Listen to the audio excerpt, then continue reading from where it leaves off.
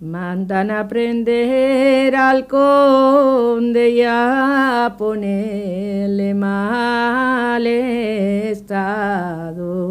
No es por hurtos que había hecho, ni almas que había matado.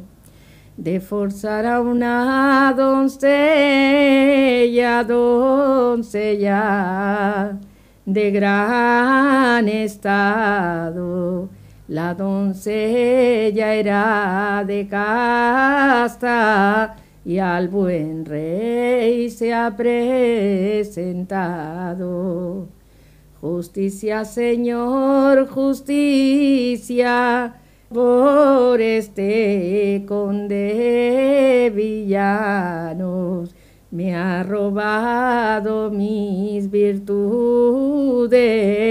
y me ha arrimado a un mal estado.